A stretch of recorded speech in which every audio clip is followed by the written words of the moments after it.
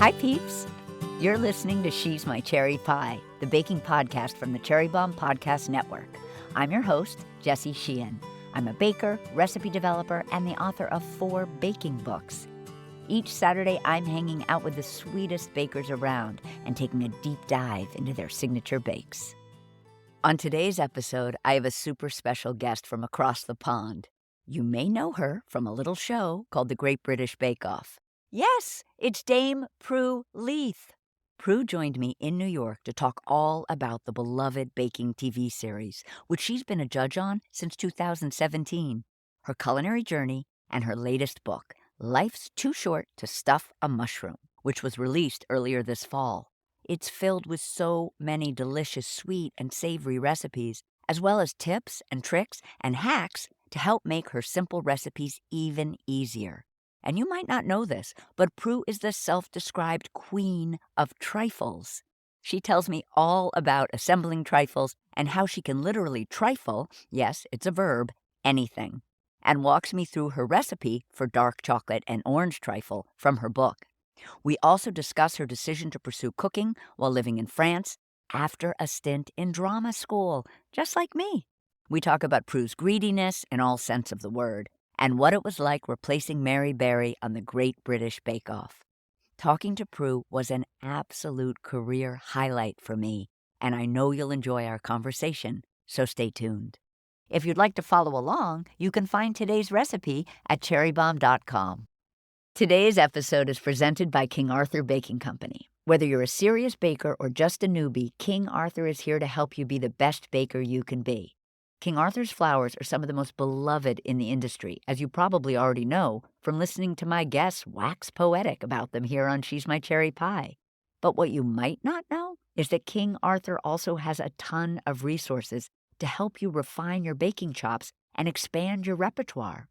One of my favorites is their new cookbook, The Big Book of Bread. If you want to level up your bread baking skills, or even if you're just starting out, this gorgeous book should be your trusty guide. It's full of expert tips, techniques, and recipes from King Arthur's best bakers. It's the perfect time of year to get your bread baking game on. And this book has so many different options, from flatbreads and sourdough loaves to bagels and buns. The Big Book of Bread is 100% going to be your go-to, and mine. Order your copy today on kingarthurbaking.com. You can find the link in the show notes. This episode is presented by Kerrygold. Let's talk for a minute about butter, which is truly one of life's simple pleasures. Beautiful butters like those from Kerrygold are as good as gold to me and all the butter lovers in my life. Kerrygold butter is the most special of them all. It's made with milk from Irish grass-fed cows and has a rich flavor and creamy texture, thanks to its naturally higher butterfat percentage. This also gives Kerrygold butter that beautiful natural golden yellow color we all know and love. Think about how many simple, delicious moments involve butter. Making grilled cheese for a loved one. I can hear the butter sizzling in the pan right now. Can't you? Slathering butter on an amazing scone or banana bread that you spent your Saturday morning baking?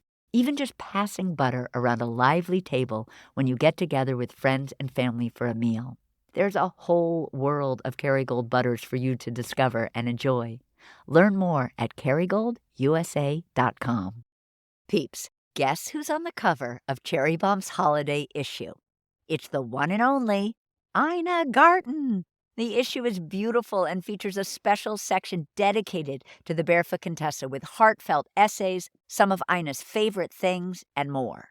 What else? Holiday gift guides and hosting tips, as well as recipes from the season's most exciting cookbooks, including some guests from our show, like Paula Velez and Zoe Bakes. All of you Ina fans will love this issue, and the pink cover will look great on your bookshelf or coffee table.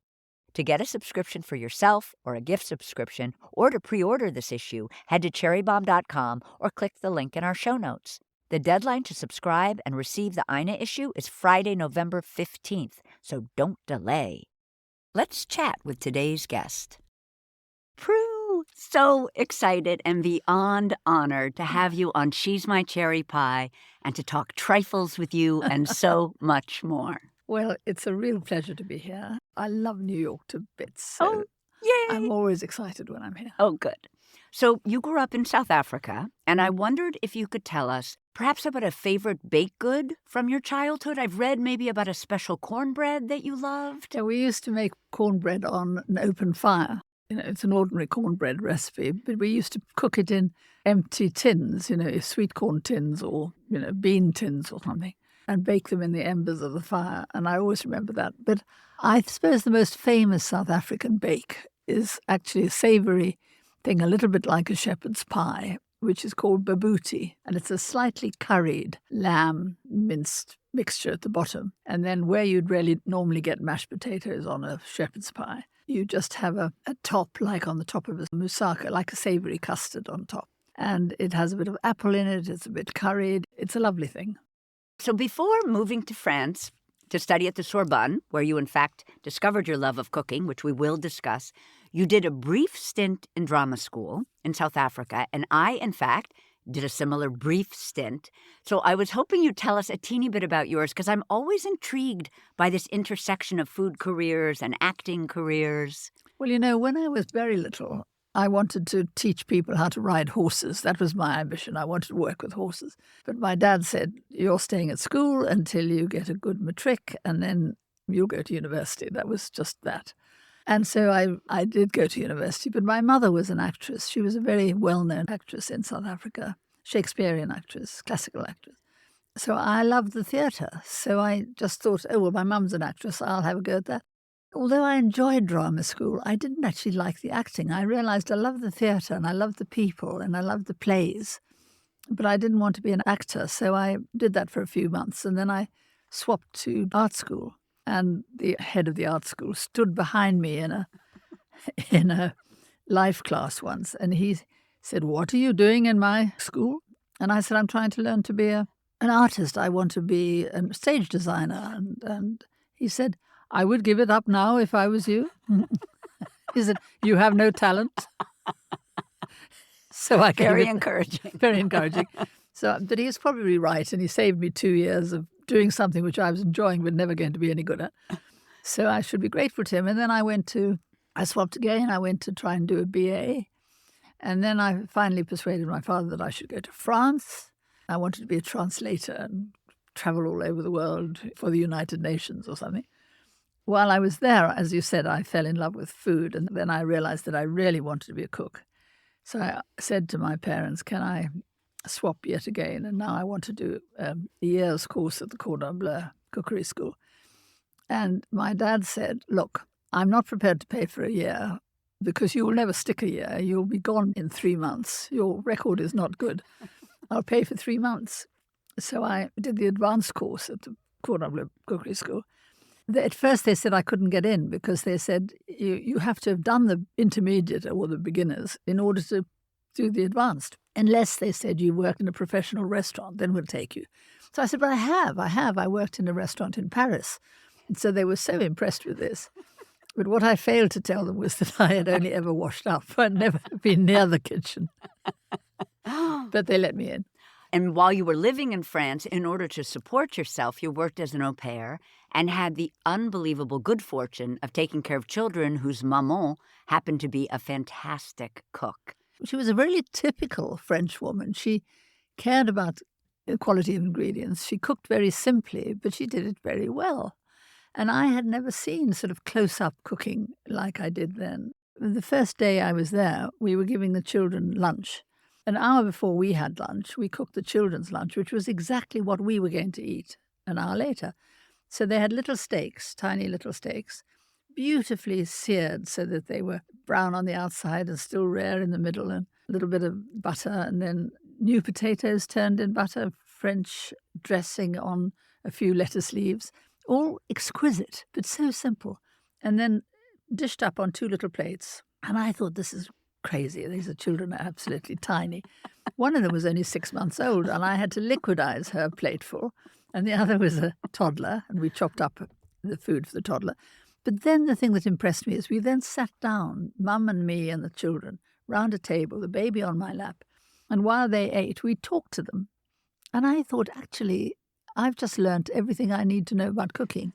which is fresh ingredients, cooked as late as possible, very simply, with a lot of love, and eaten sitting down, having conversation. And if that's not what food is for, it brings people together. Let's take a quick break and we'll be right back. Today's episode is presented by California prunes, the best kind of prunes out there. I am a big fan of California prunes for 2 reasons. They're a great addition to your pantry when it comes to smart snacking and baking. You probably already know that prunes are good for your gut. You might even know that prunes are also good for your bone health. But what you really need to know is that prunes are absolutely delicious in both sweet and savory dishes. But don't just take it from me. Here's what some of the country's top culinary experts have to say. Chef Bronwyn Wyatt of Bayou St. Cake says, prunes have an earthy, winey richness that pairs beautifully with the tart, fresh flavor of berries. Chef Kat Turner from Highly Likely in LA says, they are an incredibly versatile ingredient that strike a great balance between sweet and savory. They are incredibly sensual. Ana Castro from Akamaya in New Orleans says, prunes have a sultriness to them. They are very rich and like velvet. I like to use prune puree in my baked goods to give them great flavor and also to replace some of the sugar, eggs, or fat in the recipe. It's super easy to whip up. Just blend prunes and water together and voila! For recipe ideas and more, be sure to check out the California Prunes website at californiaprunes.org. Happy baking and happy snacking. This episode is presented by Ghirardelli, making life a bite better. I'm so happy that cozy baking season is in full swing. You know I'm all about easy peasy baking. So for all my professional bakers and pastry chefs out there listening right now, I want to make sure you've heard about Ghirardelli Premium Coating Wafers. Peeps, do you have cookies or pretzels that need to be dipped or luscious fruit that needs to be enrobed? I love that word. Treats that could use a drizzle of something or a little dressing up for the holidays? Then you need to check out Ghirardelli Premium Coating Wafers. The best part? Ghirardelli now offers them in resealable 5-pound bags. While traditional chocolate can be temperamental, get it? Ghirardelli Coating Wafers require no tempering. You can just melt and dip. How easy is that? They come in both dark and white varieties, and the best part? They create a beautiful sheen and shape. Next time you're looking to cover and decorate your favorite baked goodies, give these compound wafers a try. To learn more about Ghirardelli professional products and request samples, visit Ghirardelli.com/professional. Or you can find their products at kitchen supply stores like Chef Store, Webstaurant, and Amazon. Now back to our guest. I think perhaps there was maybe a clafoutis that the maman made that you loved that maybe inspired you. Can you tell us a little bit about it and any other baked goods that you remember? Well, I do remember clafoutis very well because it is the simplest possible dish. I mean, basically what you do is you put plums or cherries stoned, but you put a whole lot of them on, a layer of them in the bottom of a dish or cake tin. And then you pour a batter on it. And you just combine the ingredients. It's basically a cake batter, eggs, sugar, butter, or oil. And then you pour it all over the fruit and bake it. I mean, it's a very light sponge, really, but it's the most delicious thing. And the remains end up as trifle. I can turn anything into trifle. I'm the trifle queen. I think there were other things in France that inspired your course to pursue a career. Well, I think one of the things that I remember very, very well is the standing in a queue of students on the Cité Universitaire, which is the sort of campus where all the students lived. And we used to have these self-service canteens, and you went along counters picking out French style. The first courses would be first, and they would be little dishes of perhaps just grated carrots with a bit of orange juice on it or something, or some really beautifully cooked beans with a few almonds on it, or very, very simple veggie starters. And then, anyhow, I saw one day that there were 4 radishes on a plate or 3 radishes on a plate with the leaves still on, so they were obviously very fresh. And there was a bit of butter and a screw of salt. So salt, butter and radishes. And I said to the boy next to me, the guy standing next to me, I said, "What's that? That's not proper food." I mean, I thought of radishes as something you might garnish a salad with or something. And he said, "Oh, they're delicious. Radis beurre, radish and butter. It's delicious." And so he persuaded me to buy it. And he told me how to eat it. He took the radish, he pulled it through the butter to get a sort of smear of butter on the end of the radish, and then he dipped that into the salt and then ate it. And it was absolute revelation because it tasted so good.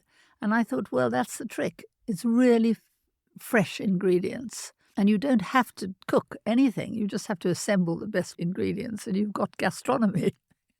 So it sort of started me off on the road, which I think over my long career in cooking, I've got closer and closer to that ideal. Because, of course, when I was newly out of cookery school, I was very keen to do all the most complicated and elaborate things because I was learning. But as I've got older and as I've got busier, and I think as everybody has got less and less time, I want things to be simple, but I still want them to be good food. I'm not talking about combining ready meals or buying junk. I think you still have to start with the right ingredients. But I'm not a snob about it. I mean, for example, I don't think I've made real custard. I've made obviously baked custard, but I don't think I've stood over a pan slowly waiting for a custard to thicken, stirring all the time for 20 minutes for 20 years because I just buy custard in a box from the supermarket. It depends which ones you go to and which brand you go to. But once you find the custard you really love, I mean, I just have one in the fridge all the time. And I have to say it's a great help because my husband, who loves a bit of pudding, will eat anything if it's got custard on top. So a box of custard doesn't last us very long. I love that. So after France, you moved to London, went to the Cordon Bleu in the early 60s. Not long afterwards, you opened Leith's restaurant, and by the mid-70s, you were a food columnist, had published several cookbooks, had opened Leith's School of Food and Wine, and you've described yourself as greedy in all senses of the word. And I'm thinking this greediness is about almost greedy to do everything that you love. Well, yes. And I wondered if you could talk about that. Well, it's interesting because when I wrote my autobiography, the English title for it was Relish, which in English is all about the joy and the delight of relishing something. But when it was published in America, the publisher said, we can't call it relish because relish is something you put on hamburgers. And that's the main use of the word. So we called it I'll Try Anything Once, which is quite a good title anyway. Actually, my very first thought was I would call my autobiography Greed. But then everybody said they'll think you're a New York banker. Right, exactly. So I had to change it to Relish. Yeah, I am greedy for life. And I'm greedy. I'm 84 now, but I still want to do stuff. I love travel. And this year we went to Turkmenistan and Uzbekistan. My husband is a great traveler, and he said, you've got to see these mosques and these amazing, buildings and museums and so on. And so we did that. And then now I'm getting excited because I'm going to Hawaii and Western Australia in February because I've never been to Hawaii and I've never been to Western Australia. So, of course, I want to go. Greedy. Greedy, yes, exactly. I wanted to talk a little bit about the Great British Bake Off. You joined in 2017, replacing Mary Berry. Was that scary? Was that overwhelming? Did that feel strange? Do you know, if I had realised how popular Great British Bake Off was, I would have been terrified. But I had no idea because I had never watched it. Yes, I'd heard of it, but I'd never watched it. I knew Mary Berry, and I knew her very well for her cake books, and I knew I wasn't nervous of her because she was a colleague. But I didn't realise by then she'd become a national treasure, and that stepping into her shoes was the most dangerous thing I could do because half the British press had decided before I'd even got there that I was either absolutely unsuitable, nobody could replace Mary Berry, or they were lukewarm about me. But anyhow, the wonder of Bake Off, I quite quickly became a treasure too. Because, the Bake Off is such a wonderful programme because it's so warm. I mean, there are people who don't watch it because they're not interested in it, but nobody hates it. Nobody says to me, God, I hate that programme. It should be off the air. People love it because it's warm and friendly and nobody's rude to anybody. And, it's a sort of safe place that you're not going to be so stressed. So much television today is all blood and guts and thunder and scary things. It takes a lot out of the viewer. Bake Off's like a warm blanket, isn't it? It's just, you're in safe hands. The most stress you'll get is that some baker's chocolate will melt. I read a New York Times 2022 interview with you when they asked you what book most influenced your decision to become a baker, and you said, I'm not really a baker, I'm a cook. Does that happen all the time, this assumption that you are a baker? Yes, And yes. is it annoying? It's not annoying at good. all. I'm delighted that somebody should think I'm a great baker. I'm not a great baker. In fact, my husband, I think you might have read this too, my husband often says, and publicly, that our house is a cake-free zone. Yes, I did. And he should have married Mary Berry. I mean, he says that all the time. Oh, I missed the Mary Berry part. That's hilarious. I wish I should have married Mary Berry. But the truth is that I am a very good cook, and I'm not a bad baker. I make a perfectly good cake, and in fact, I do make cake quite a lot. He lies. But I don't make them all the time. My whole career has been about general cooking. So baking was not a speciality. I mean, I would do wedding cakes because my catering company did a lot of weddings. I had a restaurant, so obviously we had a dessert trolley, and it was very old-fashioned, but we had delicious desserts on it. The things I was bestest at would be, I think, kind of moussey or pavlovery or puddingy things rather than baking. You'd been a judge for 11 years on the Great British Menu, which was a TV competition show for top restaurant chefs in Britain. And so I assume also that contributed to you being the right person. And you had judged countless student exam dishes as you'd been running the Leith School of Food and Wine. Exactly. I think they probably hired Mary Baker because she was a great baker. They hired me because I'm a great set of taste buds. I was well trained in eating. I mean, we had 1,000 students a year, I suppose, and they'd each cook 4 courses for their exam food, and I would taste them all. And of course, with the Great British Menu, we were judging top chefs, and each of them cooked 4 dishes. And the trouble with savory cooking, restaurant cooking, is on that plate, there's a whole lot of things. There'll be the main dish, and then there'll be a little bit of veg and garnish, and there'll be something that is all, there'll be a little dollops of some kind of salsa, or there'll be a powdered bit of something dehydrated, and there'll be masses of bits and pieces. And you'll be expected to taste them all. Whereas with Bake Off, you can get in a single teaspoon, you can get the icing, the filling, and the cake. So actually, Bake Off is very easy to judge. You just said this, but I had also read that you've described yourself as this competent set of taste buds, which I adore. But in the beginning of judging, were there any roadblocks to judging bakes, like having not devoted a career to them? No, but I have learnt a lot since I've been on Bake Off. I mean, I do think watching Paul do anything is an absolute joy, because occasionally he demonstrates something for us, or because he's trying to, for one reason or another. It's like watching some wonderful ballet by a master ballerina. He is just amazing.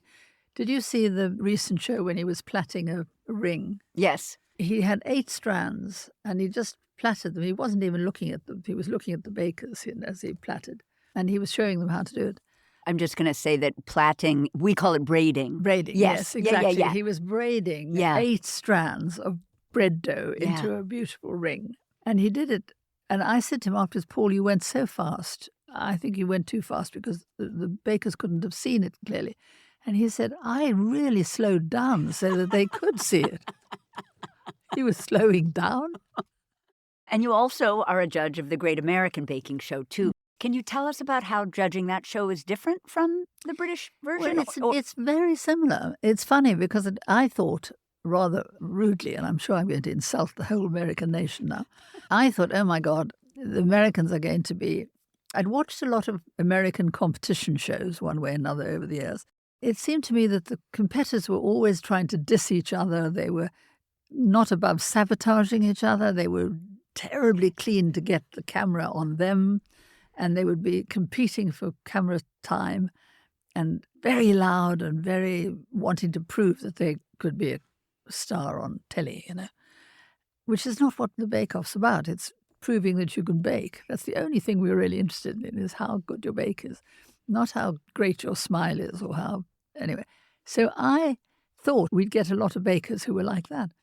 But obviously they'd all watched the Great British Bake Off. They knew what the vibe was, and they understood immediately that once they walked into that tent, that, you're going to be friends with all your fellow bakers. You're going to help them if they need help. They are just like the British bakers. They're friendly, they're warm, and they're there because they really, really care about baking. So that's great. I think the differences, if there are any, are that generally the bakers tend to like things a bit sweeter than we do in England. Frosting can be sometimes an inch thick, which is a bit of a worry. Or the filling is already an inch thick, and then there's a great big frosting on top.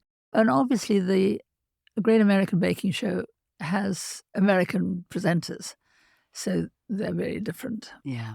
What I did love reading, because I read that you sometimes find the portions a little large and then the frosting a little thick, a little too sweet. But you do like our cream cheese frosting, which I loved, and you do like our cinnamon buns.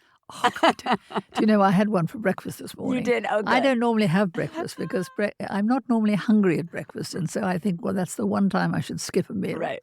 So I don't normally have breakfast. But I was staying in the Hotel Chelsea, and they have the most divine croissant and cinnamon. Oh, yum. Oh, delicious. So I had a huge one. And you've said for both shows that the baked goods that the contestants make that you end up being most excited about trying are those that the contestants make when they're encouraged to be creative, use their imaginations, pull from family recipes. Yes. I think that's true. I think we do like it to be quite personal to them. And usually because when it is, they're very good at it. That's something they're really proud of, and they've been doing for years, or their mum's done it for years.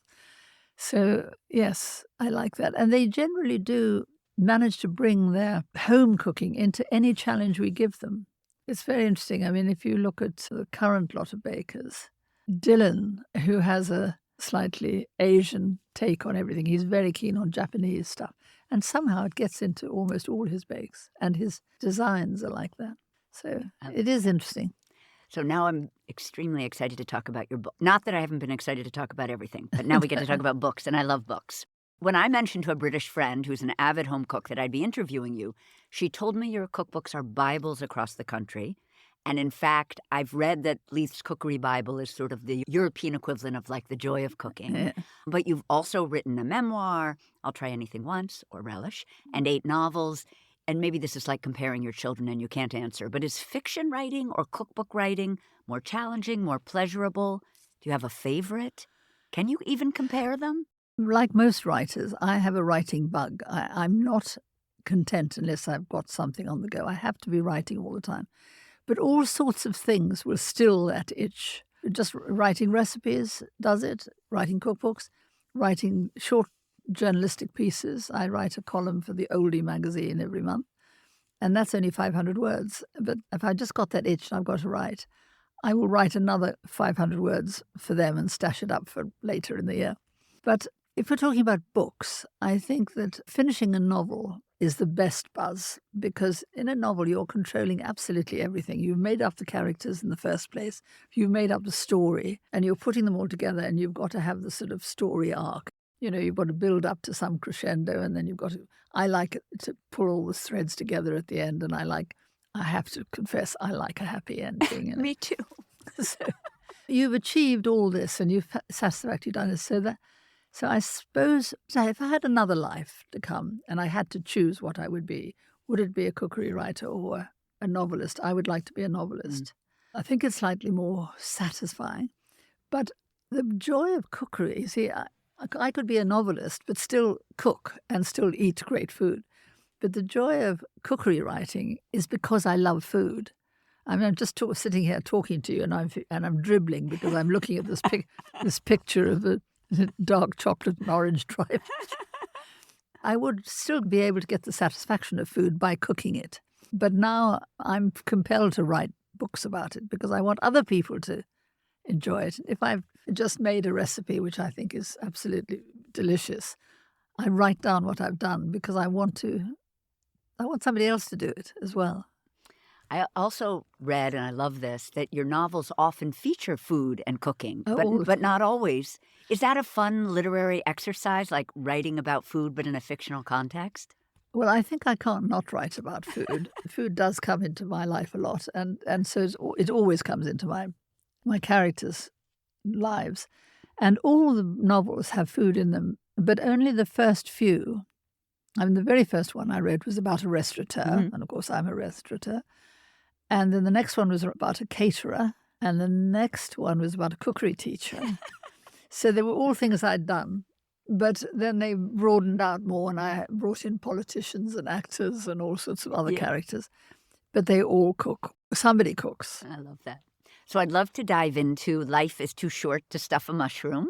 You describe the book as being about delicious food, but also simple food, and you encourage cheating in pursuit of such simplicity.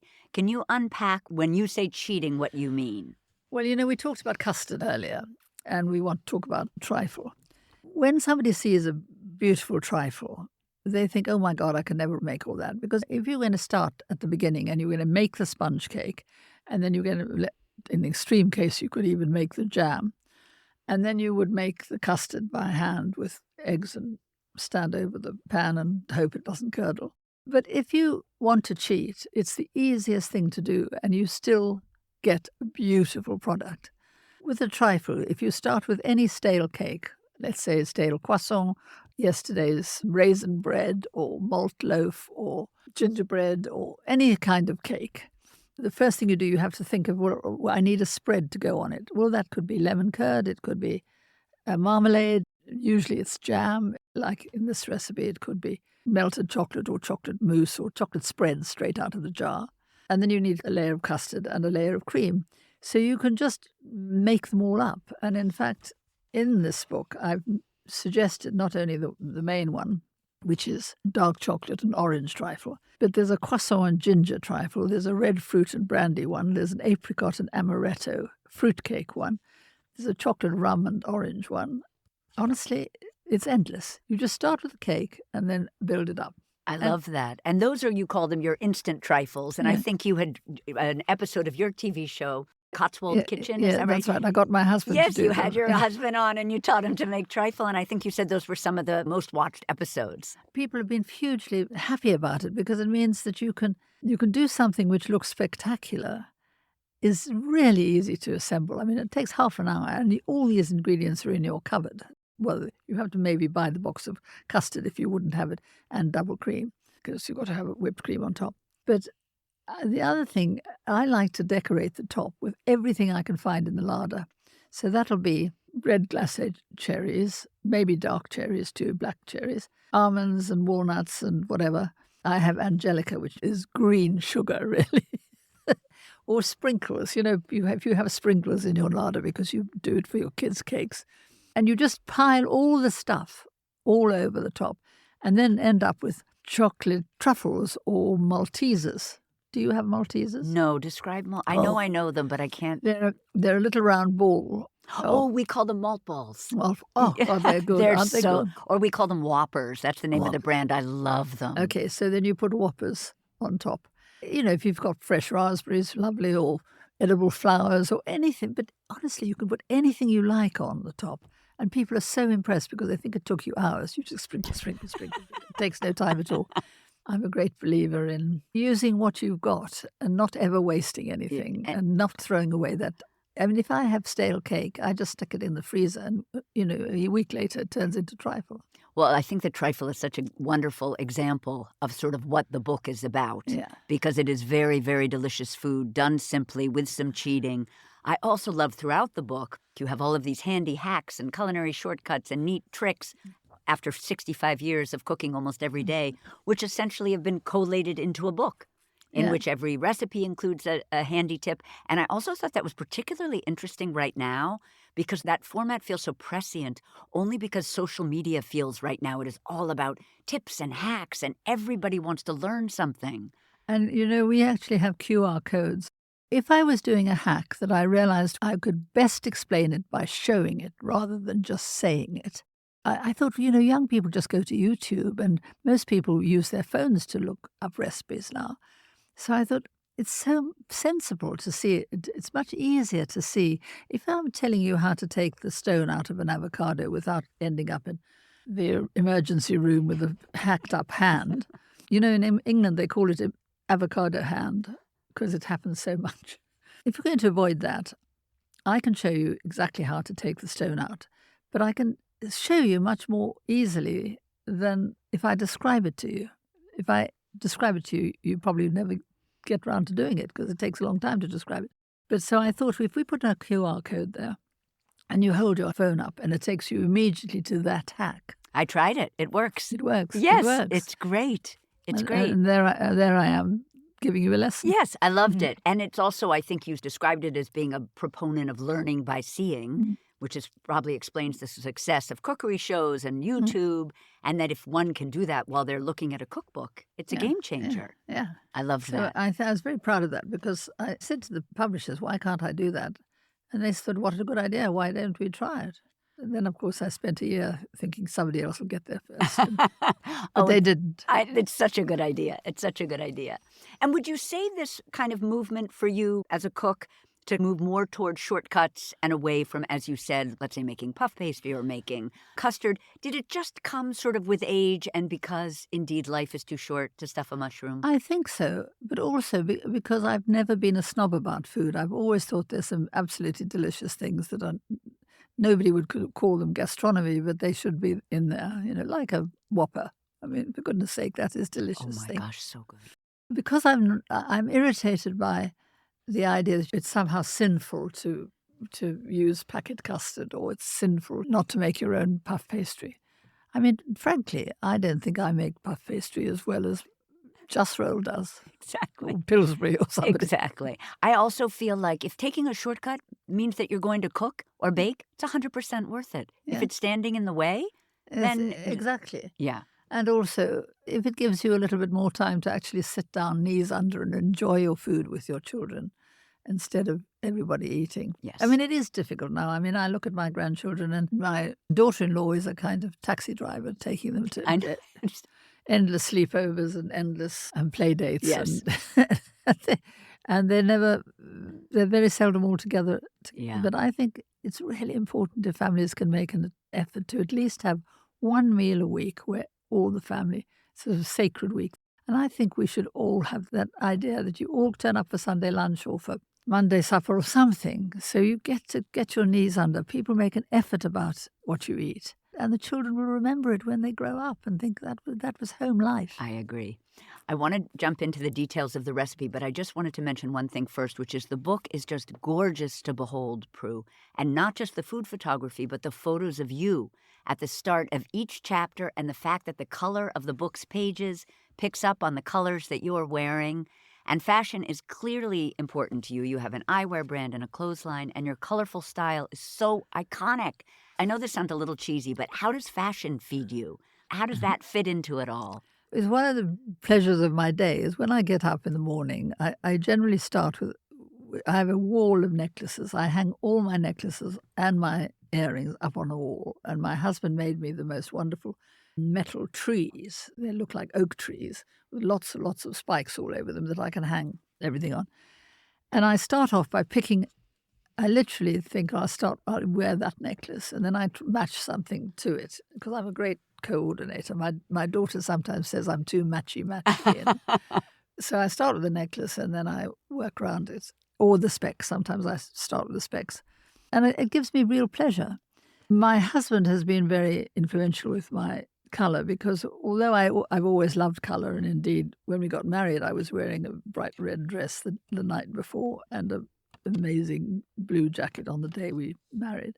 But since we've been together, I'll often say to him, do you think these earrings are too much? And he'll say, no, wear the bigger ones, or they should be bigger. He will always push me to go a bit further. I mean, he bought this coat, which you must It's admit, fantastic. it is a bit extreme, isn't it? I mean, it's red wool. It has huge fur collar and a huge fur cuffs. It's definitely a look-at-me coat. And you know what? At first, I'll never wear that. I said, I'll never wear that. It's much too much. And I absolutely love it because I really love the attention. Yes. I love it when people say, great coat, they say. And then you just cheer up. Your total stranger says to you, great coat. Oh, I love your coat. You can't not smile. You can't not be pleased. I agree. All right, so let's talk about this trifle. And it's this dark chocolate orange trifle with this Swiss roll. It's so beautiful, the photograph.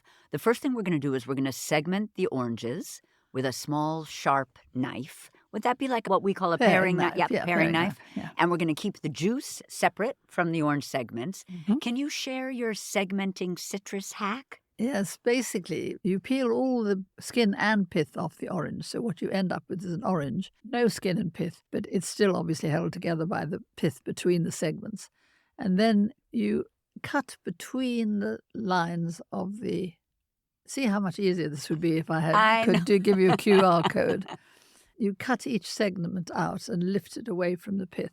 And you just go right the way around the orange. So that what you end up is segments that have no pith on them, which is very nice. Or you can buy a tin of segmented oranges, which in this trifle would be fine. Yeah. We're going to take our segments and we're going to add a little Cointreau or an other orange liqueur. If we don't want it to be boozy, would you just add a little extra juice? Yes, you could. Yep. Yeah. Okay. Yes. Or an orange cordial would do it. You need to sort of concentrate it. Yes. So now we're going to roughly chop some dark chocolate, about 70% bittersweet. We're going to melt it in a heat-proof bowl, set over a pan of simmering water. But you do have a microwave hack? Yes, if you're melting chocolate in microwave, which is the only other safe way to do it, one is over a bowl of boiling water, the other is the microwave. But you want to do it in short bursts because the microwaves are uneven. So give it a little burst and then twist the bowl a bit and give it another little burst. And it'll work really well. I love the microwave trick.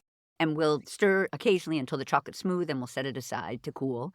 Now we're going to whip some cream, some heavy cream with superfine sugar, which I know we usually use when we do cream. Often we use powdered sugar. I think you call it icing sugar. Yeah. Would you ever do that? I'm interested. Yes, I was interested in this because I hadn't realized that superfine sugar is actually quite difficult to find. So icing sugar will nearly always do. I just don't use icing sugar very much because I'm quite clumsy and it goes into clouds. You have to be very careful with it because it's so light. Or you can take granulated sugar and shove it into a blender and make your own coffee grinder. Superfine. Yeah. And I also wondered why a little bit of sugar. Is it because the chocolate's a little bit too bitter if you don't add the sugar to the cream? Do you know? I don't know. I have no idea. Great answer. I think the way I did it, it worked. So I loved it. Now we're going to add a little bit of vanilla. Is there a special brand of vanilla that you like? No, but I like it to be from a pod. You can buy it. I use one which is called Little Pod, but I don't know that it is. And it's like a paste almost? You can get it in paste form or in essence form. And we're going to add the vanilla and whip it until it just holds its shape, which is basically a soft peak. And that's the peak you like for folding in and also for serving. You have a handy trifle hack, every recipe has one, for rescuing over whipped cream? Well, if it's not too overwhipped, if it's just looking a bit grainy and stiff, if you put a bit more cream in it or a bit of milk in it, you can often bring it back. Of course, if it's gone really far, it's already butter with whey, then what you've got is butter. Yes. Save the butter, chuck the whey. Perfect. So now we're going to fold our cooled melted chocolate into the whipped cream until combined, creating a chocolate mousse. I loved your folding technique. Can you share your folding technique where we're plunging in our kitchen spoon? Yes, I think the main... I've often tried to explain this to students because the instinct is to just stir. And stirring is a round and round movement. Folding is you plunge the spoon right to the bottom of the bowl and lift the contents of the bowl up and then turn the bowl a bit and then do that again. So actually it's an up and down movement more than a round and round movement. Now we're going to take our Swiss roll or jelly roll. We're going to cut it into half-inch thick slices. We'll use about 2/3 of them to sort of line the bottom and sides of our deep trifle bowl. And when I think trifle bowl, I'm thinking like a straight-sided with a leg. Yes, it's actually got a stand. Yes, a stand. It sort of has a stand at the bottom, flat bottom. It's like a bowl on a stand. Yeah. I mean, I don't have one of those. I just have a glass bowl. So it can be anything. But it's nice if it's a glass bowl because you can see the layers of trifle. And if you're using a jelly roll, then you see the swirls. And it just looks so nice. Pretty. Is that a Prue thing? To use a Swiss roll in a trifle? I've never seen that. I'm sure I haven't invented it because most people make trifle out of yesterday's cake. And Swiss roll is a very, very popular British cake. This one is a chocolate one, but the most common one is the ordinary strawberry jam inside a sponge. Yum. And you just buy them in the grocery store. Yeah. It's funny, I did a little quick Google search because I feel like I don't see them in the grocery store. And then when I searched, I found out, yes, you can totally go and purchase a Swiss roll. Yeah. So I will be doing so. case anyone's Or wondering. jelly roll, I think they call Yeah, it. jelly roll. We sometimes say Swiss jelly. yeah. They're kind of interchangeable for us. Now we're going to pour half of our orange juice boozy mixture over that Swiss roll layer. Then we're going to spread our chocolate mousse over the cake. And is there a special tool you like for spreading? Is it an offset spatula? Is it just a spoon? Well, I like a soft spatula because I think it does less sort of squashing and less damaging. It's quite gentle. So that's what, but I'm sure you could use anything. Yeah. Now we're going to arrange our segmented oranges over the mousse. We'll keep a few back for the garnish. We'll add another layer of the jelly roll. We'll drizzle that layer with the remaining half of the orange juice mixture. Now we'll pour our vanilla custard all over, spreading it out evenly. What should we picture? We make pudding, let's say, but we don't really have a custard situation that you could buy in the store. Is it Bird's? Is that the brand? Bird's custard, they probably do one in a packet that's already made now. The most famous Bird's custard is a powder. Okay. Which is just corn flour and vanilla flavouring, really. That works, but you need to make the custard and you need to cool it. But the custard I'm talking about, and I bet you can buy it, is in a box and it's already cold and thick. And you just cut the corner off the box and give the box a little squeeze, and pour it all over the place. Love. Delicious. Now we're going to whip up our remaining cream. We have a little bit more heavy cream until it just holds its shape again. Put that on top. And then using a vegetable peeler, maybe we'll shave our remaining chocolate to create chocolate curls for decoration, or grate it. When you're grating it, do you do that like on a microplane? Yeah. Yeah. And then we'll top the trifle with this whipped cream and with these remaining orange segments and sprinkle of chocolate. We'll chill it in the fridge for 2 to 3 hours or overnight, giving it time to set. Although you said you can eat it straight away. Straight away. So I delicious. love it. I know. I love it. And then you mentioned those 4 instant trifles, the croissant ginger and the chocolate rum, and it's like the world is your trifle. I could go on because, honestly, if you just start with what you've got, you'll find you're inventing your own trifles. I've never met a bad one. Honestly, I've never met one I didn't like. I love that. Is one of these instant ones a favorite of yours? The ginger or the... I do use ginger quite a lot. I use stem ginger quite a lot instead of jam on top. Stem ginger and the syrup from the thing. But the last one I made was on clafouti, on a leftover clafouti, which was a plum clafouti. And then I've had... Do you know what avocado is? I saw that somewhere, and I wasn't sure what it meant. It's an eggnog. It's a bottled eggnog. Yeah. Made by a company called Warner's. Yum. And it is tremendously rich, but it's the sort of thing that you... Well, I once had an American friend who came for Christmas, and he said, I'm going to make an American eggnog. I mean, he had a bottle of brandy, a bottle of rum, and whole trays and trays of eggs and double cream. And he mixed all this booze and eggs and cream together. And then, at the last minute, he dolloped lumps of ice cream into it. So rich and so delicious. Oh, my gosh. Delicious. I think the real thing is to just think what goes with what. If you start with raisin bread, what would be a good jammy thing to spread on it? And you think, well, marmalade would be quite good on raisin bread. And then you think, well, what booze would be good? And whiskey would be good on top of marmalade, wouldn't it? Whiskey and marmalade somehow go together. And then you put the custard in the cream and you're done. And all those things come out of the larder. Or at least they come out of my larder because I always have whiskey in the larder. I love it. And I just love the idea of a dessert that you're making with things that you have left over. They get a second life. And they're a very good way of getting rid of, all those little half bottles of booze that you brought back from foreign countries that you thought, this is some wonderful rum, I must take some home. Or people give you a bottle of some strange liqueur and you thank them kindly and it sits in the cupboard. You never, ever use them. But the trifle is a great way of losing up all that.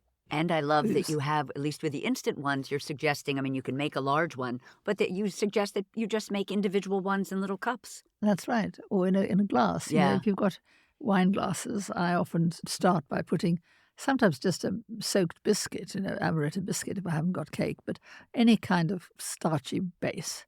A couple of bits of that in the bottom and then build up your layers. You've got it. John and I eat a lot of that. So delicious. Well, thank you so much for chatting with me today, Prue. And I just want to say that you are my cherry pie. Oh, you're lovely. Thank you. Thank you. Well, I have hugely enjoyed it. That's it for today's show.